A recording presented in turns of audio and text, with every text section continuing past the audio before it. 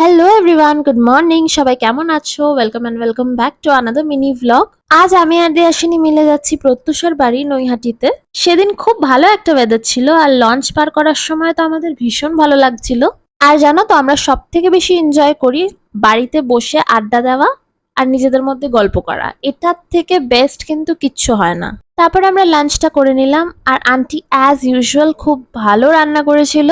আমরা কিন্তু বেশ কয়েকদিন ধরেই ভাবছিলাম, যেহেতু পুজো আসছে তাই নতুন কিছু করা যেতেই পারে, সেটা হেয়ার কালার হোক বা পিয়ার্সিং। তাই সেদিন হুজুকের বসে আমরা পিয়ার্সিংটা করাতে চলেই গেলাম। আমরা খুব প্ল্যান করে কিছু করলে কখনোই সেটা সাকসেসফুল হয় না, এরকম র্যান্ডম ডিসিশনস নিলেই সেটা দেখি সাকসেসফুল হয়ে গেছে। আর টু বি অনেস্ট, সবার ভীষণ ভালো ভালো রিয়াকশনস ছিল। সেদিন একেবারেই ব্যথা লাগেনি, তবে আজ যখন এডিট করছি এখন কিন্তু তিনজনেরই হালকা হালকা ব্যথা আছে। তারপরে আমি আর দিয়াশিনী দিনটা শেষ করলাম একটু মোমো খেয়ে। আজকের জন্য